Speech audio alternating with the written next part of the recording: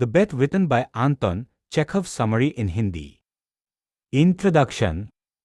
एंटन Chekhov की प्रसिद्ध लघुक था द बेट एक गहरी दार्शनिक कहानी है जो जीवन के मूल्य, लालच, धन की निरर्थकता और आत्मबोध जैसे विषयों को उजागर करती है।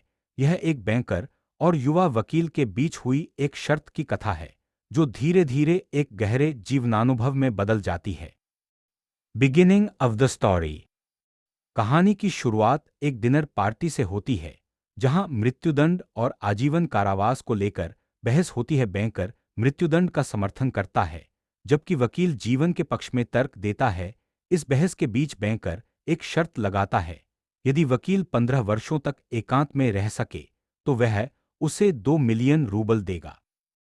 The lawyers solitary confinement. वकील को एक लॉज में बंद कर दिया जाता है। पहले कुछ वर्षों में वह हल्का साहित्य पढ़ता है, पियानो बजाता है और शराब पीता है। धीरे धीरे वह गहरे दर्शन, धर्म, इतिहास और भाषाओं का अध्ययन करता है। अंतिम वर्षों में वह केवल आध्यात्मिक ग्रंथों और ध्यान में लीन रहता है। अब उसमें सांसारिक इच्छाओं के प्रति पूर्ण उदासीनता आ जाती है। The bankers downfall and fear.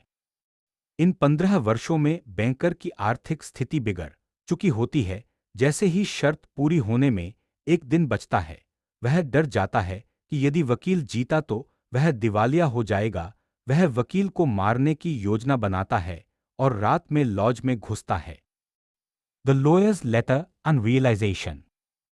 वकील गहरी नींद में होता है और उसके पास एक पत्र रखा होता है।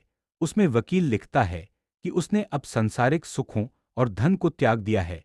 वह यह भी कहता है कि वह समय से 5 घंटे पहले लॉज छोड़ देगा और इनाम नहीं लेगा। उसका आत्मिक विकास अब किसी भी धन से अधिक मूल्यवान है। The ending.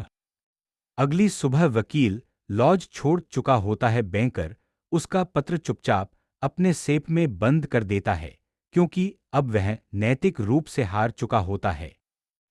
थीम्स, मुख्य विषय वस्तुएं।